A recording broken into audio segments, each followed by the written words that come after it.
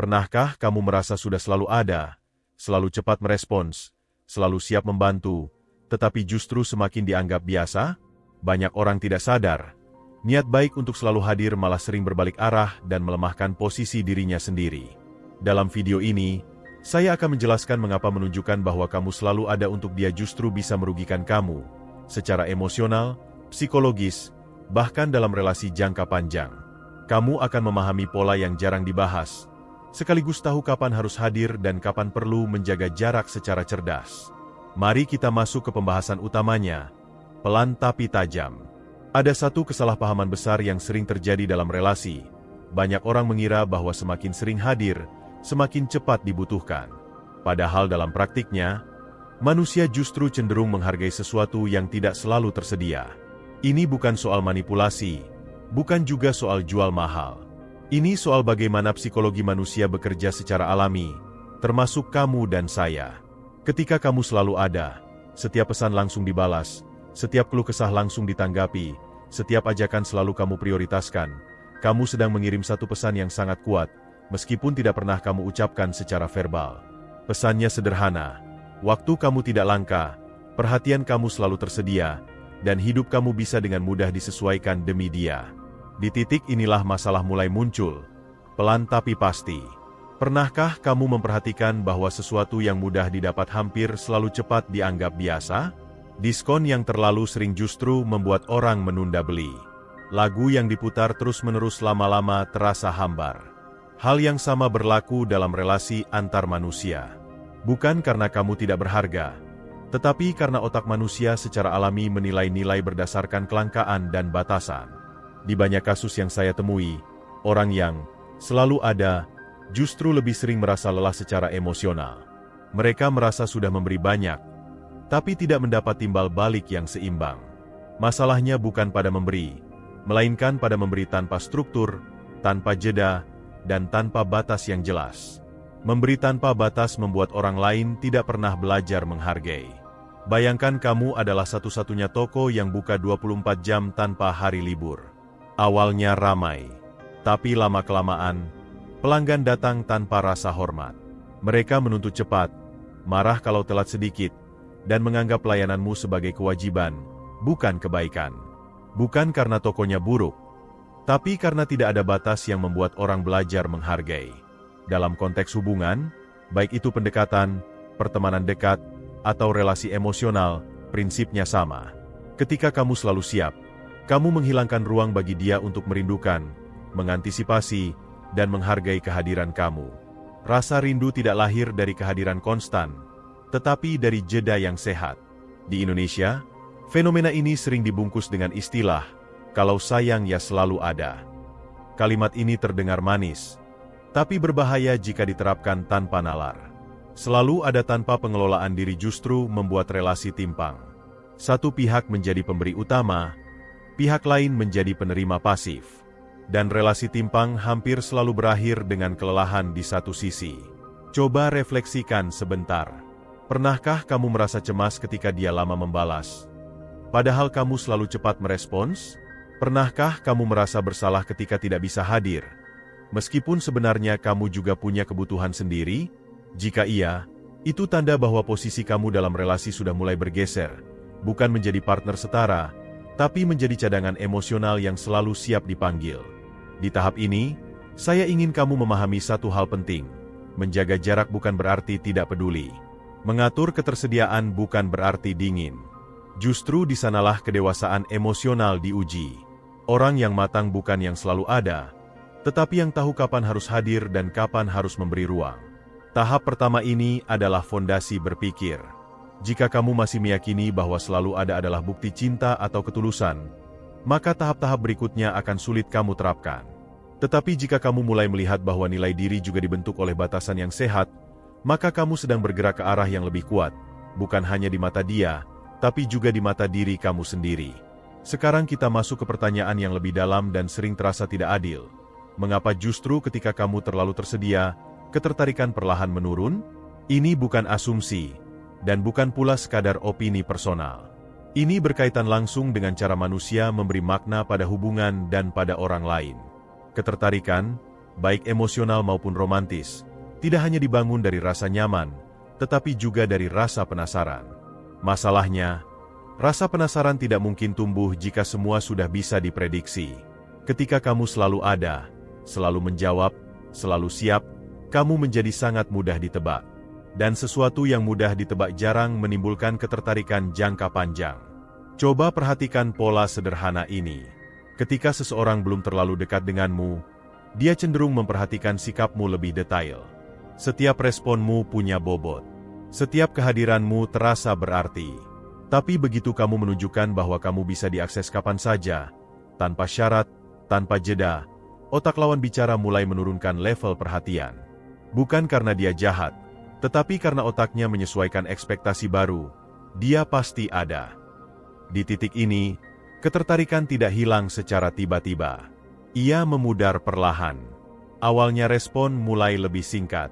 Ajakan tidak lagi direncanakan dengan serius. Perhatian menjadi setengah-setengah. Dan seringkali, kamu baru menyadari semuanya ketika posisi kamu sudah terlalu jauh di belakang, sudah terlanjur memberi banyak tanpa keseimbangan. Ada fenomena psikologis yang jarang dibicarakan secara jujur. Manusia cenderung menghargai orang yang memiliki kehidupan sendiri. Bukan karena ego, tetapi karena itu menandakan stabilitas. Ketika kamu selalu ada untuk dia, tanpa terlihat punya prioritas lain, tanpa kesibukan yang jelas, tanpa batas waktu, secara tidak langsung kamu terlihat terlalu siap. Dan terlalu siap sering diterjemahkan sebagai tidak ada pilihan lain. Di konteks sosial Indonesia, ini sering terjadi dalam bentuk yang halus. Kamu selalu mengalah soal waktu. Kamu selalu menyesuaikan jadwal. Kamu jarang menolak, bahkan ketika lelah. Kamu ingin terlihat pengertian. Tapi tanpa sadar, kamu sedang menghapus posisi tawar kamu sendiri. Bukan dalam arti negosiasi kaku, tetapi dalam makna psikologis. Siapa yang lebih menyesuaikan, dia yang cenderung dianggap lebih membutuhkan. Dan disinilah paradoksnya. Ketertarikan jarang tumbuh pada orang yang terlihat terlalu membutuhkan. Ketertarikan justru muncul pada orang yang memilih, bukan yang menunggu. Pada orang yang hadir karena ingin, bukan karena selalu siap. Pernahkah kamu merasa bahwa setelah kamu semakin perhatian, justru dia jadi lebih santai, balas pesan lebih lama, menunda janji, atau tiba-tiba tidak seantusias dulu? Banyak orang mengira ini karena mereka kurang baik. Padahal seringkali justru sebaliknya. Karena kamu terlalu konsisten hadir tanpa variasi, tanpa ritme, tanpa jeda. Hubungan yang sehat punya irama.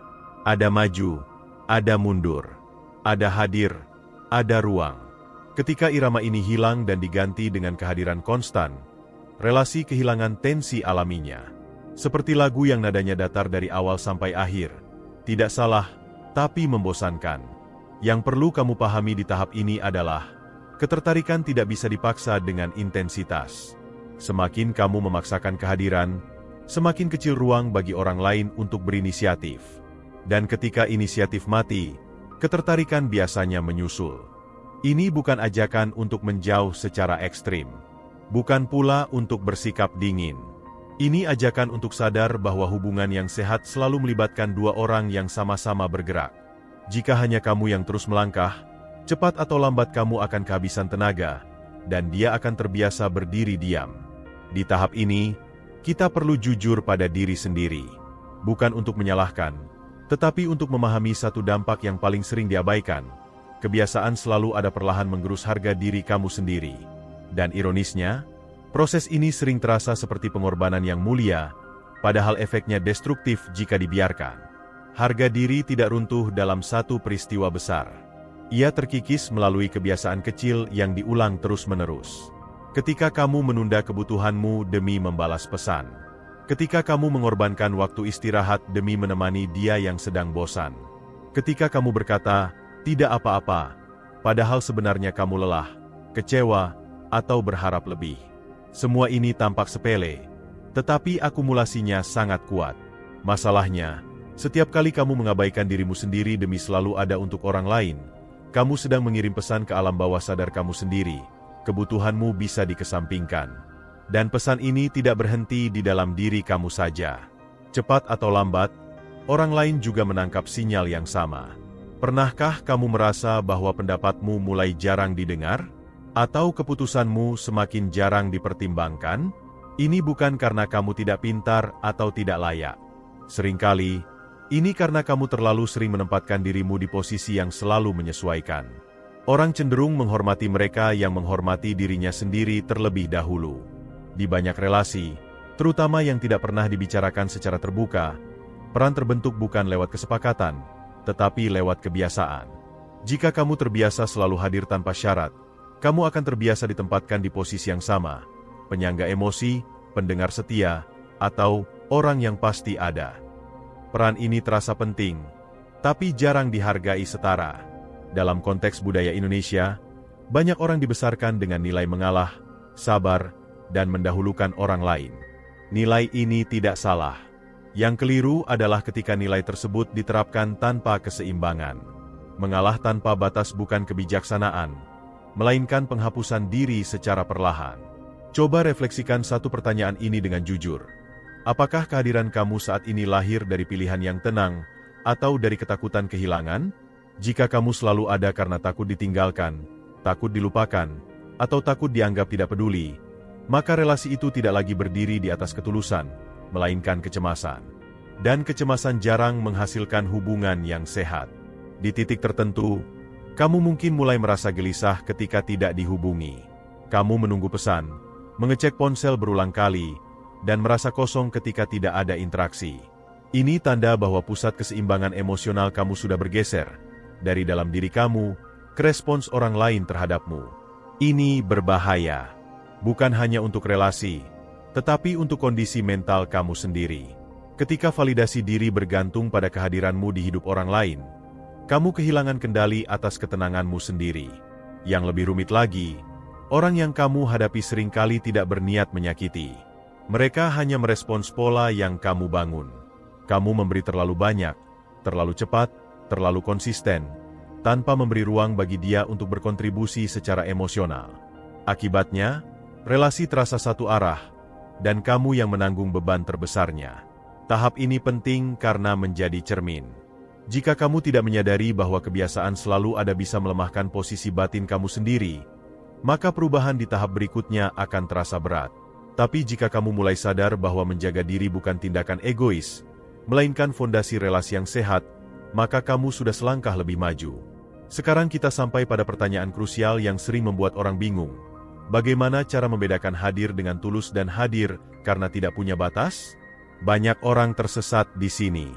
Mereka takut jika tidak selalu ada, mereka akan terlihat tidak peduli. Padahal, perbedaan antara keduanya sangat jelas.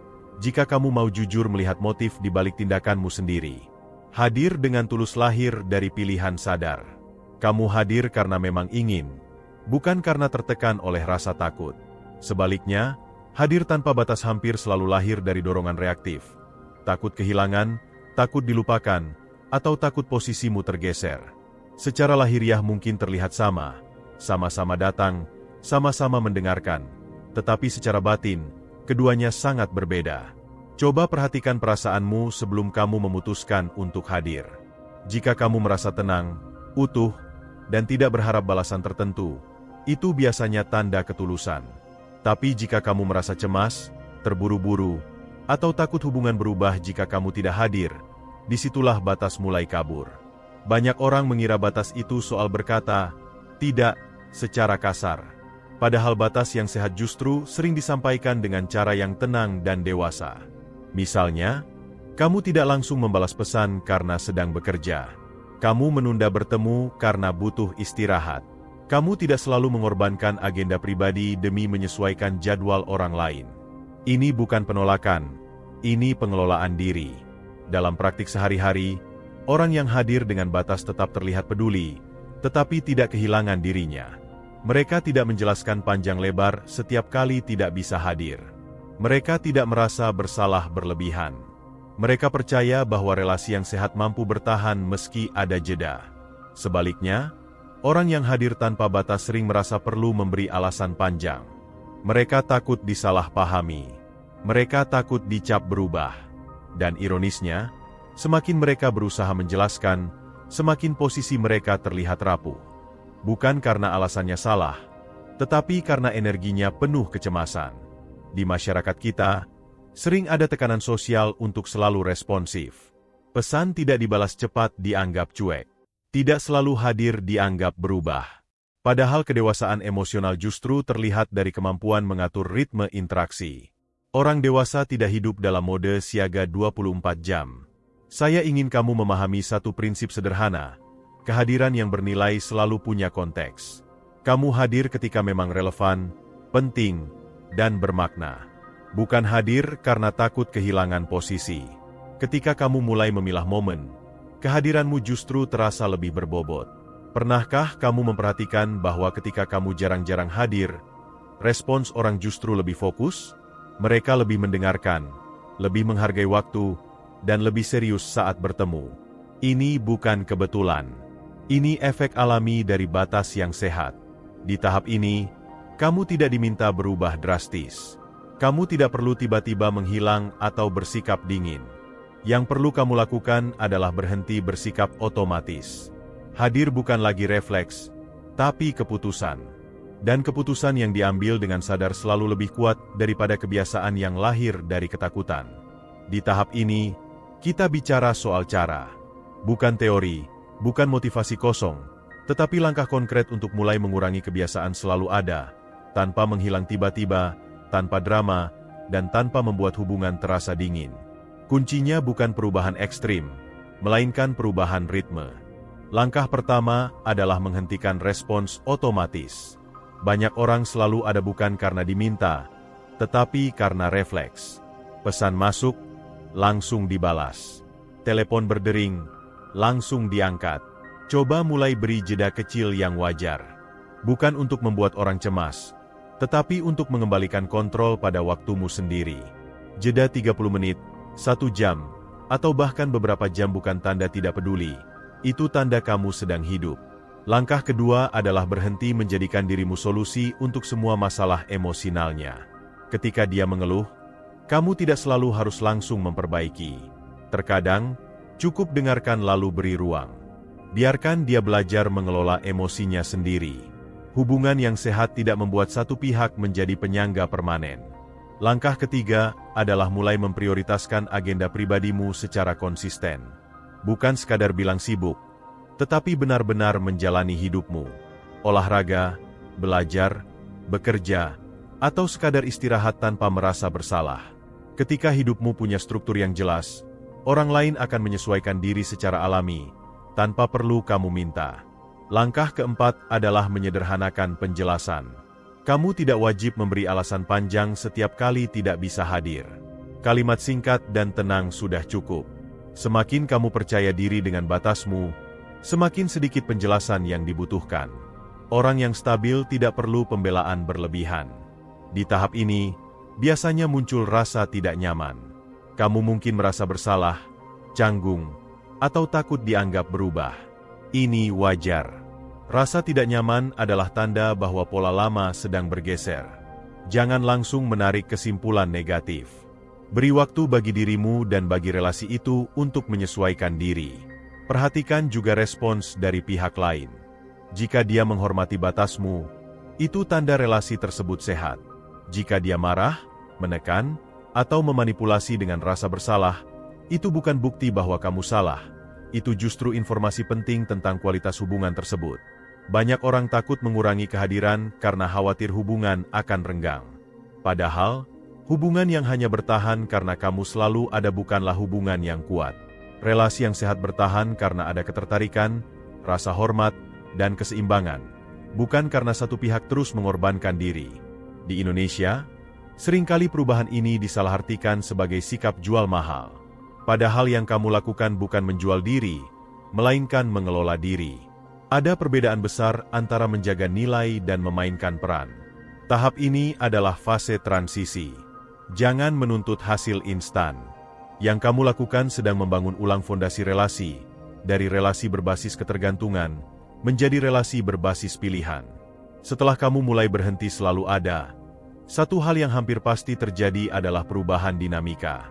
Dan perubahan ini sering mengejutkan banyak orang, terutama mereka yang selama ini terbiasa menjadi pihak yang selalu memberi. Awalnya mungkin terasa sunyi. Pesan tidak seintens dulu. Interaksi terasa lebih jarang. Di titik ini, banyak orang panik dan langsung mundur ke pola lama. Padahal justru disinilah proses penting sedang berlangsung. Ketika kamu menarik sedikit jarak, kamu sedang memberi ruang bagi orang lain untuk menunjukkan perannya yang sebenarnya. Jika selama ini dia pasif karena kamu terlalu aktif, kini dia punya kesempatan untuk bergerak. Beberapa orang akan mulai lebih inisiatif, lebih menghargai waktu, dan lebih sadar bahwa kehadiranmu tidak bisa dianggap remeh. Inilah dampak positif yang sering muncul. Hubungan menjadi lebih seimbang, lebih dewasa, dan tidak lagi bertumpu pada satu pihak. Namun, tidak semua reaksi akan nyaman. Ada juga kemungkinan dia menjadi dingin, bingung, atau bahkan menyindir bahwa kamu berubah. Penting untuk dipahami, perubahanmu bukan masalahnya. Yang terasa mengganggu bagi sebagian orang adalah hilangnya kenyamanan sepihak. Ketika seseorang terbiasa mendapatkan akses penuh tanpa usaha, batas yang sehat bisa terasa seperti ancaman. Disinilah kedewasaan emosional kamu diuji. Apakah kamu kembali hadir hanya untuk meredakan rasa bersalah? Atau kamu tetap tenang dan konsisten dengan ritme baru yang lebih sehat? Ingat, tujuanmu bukan membuat orang lain tidak nyaman, tetapi berhenti mengorbankan dirimu secara diam-diam. Ketidaknyamanan sementara seringkali adalah harga yang harus dibayar untuk keseimbangan jangka panjang. Menariknya, banyak orang melaporkan bahwa setelah mereka berhenti selalu ada, kualitas interaksi justru meningkat. Pertemuan menjadi lebih bermakna, percakapan lebih fokus. Tidak ada lagi rasa dianggap biasa. Ini terjadi karena kehadiranmu kini punya bobot. Kamu tidak lagi hadir sebagai latar belakang yang selalu siap, tetapi sebagai individu utuh dengan hidup, batas, dan pilihan. Namun, ada satu kemungkinan lain yang juga harus kamu hadapi dengan dewasa. Beberapa hubungan memang tidak bertahan. Dan ini menyakitkan. Tetapi jujur, jika sebuah relasi hanya berjalan selama kamu terus mengalah, terus hadir, dan terus menekan kebutuhanmu sendiri, maka relasi itu tidak dibangun di atas fondasi yang sehat. Ia dibangun di atas ketimpangan. Kehilangannya bukan kegagalan, melainkan klarifikasi. Di konteks kehidupan sosial Indonesia, banyak orang bertahan dalam hubungan yang melelahkan karena takut dianggap tidak setia, tidak peduli, atau egois. Padahal, kedewasaan bukan soal bertahan di semua kondisi, tetapi soal memilih relasi yang memungkinkan kamu tumbuh tanpa kehilangan diri sendiri. Hubungan yang sehat tidak membuat kamu merasa bersalah karena merawat hidupmu sendiri. Tahap ini sering menjadi titik balik. Kamu mulai melihat siapa yang benar-benar menghargai kehadiranmu, dan siapa yang hanya menikmati ketersediaanmu. Informasi ini sangat berharga, meskipun terkadang menyakitkan. Dari sini, kamu bisa membangun relasi yang lebih jujur, lebih setara, dan lebih manusiawi. Di tahap terakhir ini, kita menyatukan semua benang merahnya. Setelah memahami mengapa selalu ada bisa merugikan, bagaimana itu memengaruhi ketertarikan, harga diri, hingga dinamika relasi, kini pertanyaan besarnya adalah, bagaimana tetap tegas tanpa menjadi dingin, dan tetap peduli tanpa mengorbankan diri sendiri? Jawabannya ada pada satu sikap kunci, kehadiran yang sadar. Kamu tidak perlu berubah menjadi orang yang sulit diakses, cuek, atau penuh perhitungan. Yang kamu perlukan adalah kejelasan batin. Kamu hadir karena memilih, bukan karena terpaksa. Kamu membantu karena mampu, bukan karena takut kehilangan. Sikap ini memancarkan ketenangan yang sangat berbeda dibanding kehadiran yang didorong kecemasan. Orang yang tegas tapi hangat biasanya tidak banyak menjelaskan. Nada bicaranya stabil. Responnya tidak reaktif. Dia tidak terburu-buru membuktikan apapun. Justru dari ketenangan itulah orang lain merasakan rasa aman sekaligus hormat. Kamu tidak sedang menarik diri, kamu sedang berdiri di tempat yang seimbang. Empati yang sehat tidak berarti menyerap semua emosi orang lain. Kamu bisa peduli tanpa larut. Kamu bisa mendengarkan tanpa harus menyelesaikan. Kamu bisa hadir tanpa harus selalu tersedia. Ini bukan sikap dingin. Ini tanda kedewasaan emosional. Orang yang matang tahu bahwa membantu orang lain tidak boleh mengorbankan stabilitas dirinya sendiri. Di banyak relasi, perubahan ini akan terasa seperti naik kelas. Percakapan menjadi lebih jujur. Interaksi lebih bernilai. Tidak ada lagi drama kecil yang lahir dari ketimpangan peran. Dan yang paling penting, kamu tidak lagi kehilangan dirimu sendiri hanya demi mempertahankan hubungan. Jika pada akhirnya kamu menemukan bahwa dengan batas yang sehat, hubungan justru menjauh, terimalah itu dengan kepala tegak. Bukan semua hubungan ditakdirkan bertahan. Tetapi setiap hubungan yang jujur selalu meninggalkan pelajaran. Dan pelajaran terbesar di sini adalah, kamu tidak perlu menghilang untuk dihargai, kamu hanya perlu berhenti menghapus dirimu sendiri. Dengan memahami ini, kamu tidak lagi bertanya, apa yang harus saya lakukan agar dia tetap di sini? Melainkan, apakah hubungan ini layak bagi versi diri saya yang utuh? Pertanyaan kedua jauh lebih dewasa, dan jawabannya akan membimbingmu ke relasi yang lebih sehat ke depannya. Mari kita ringkas semuanya dengan jernih. Menunjukkan bahwa kamu selalu ada bukanlah bukti cinta yang paling sehat. Tanpa disadari, kebiasaan itu bisa menurunkan ketertarikan, mengikis harga diri, dan menciptakan hubungan yang timpang. Kehadiran yang bernilai justru lahir dari batas yang jelas, ritme yang sehat, dan pilihan yang sadar. Kamu tidak perlu menjadi orang lain. Kamu tidak perlu bersikap dingin atau manipulatif. Yang perlu kamu lakukan adalah berhenti hidup dalam mode siaga emosional. Hadir ketika memang bermakna, memberi ruang ketika dibutuhkan, dan tetap setia pada kebutuhan dirimu sendiri. Dari situlah relasi yang dewasa tumbuh. Relasi yang tidak melelahkan, tidak penuh kecemasan, dan tidak menghilangkan jati diri. Mulai setelah video ini, cobalah satu hal sederhana.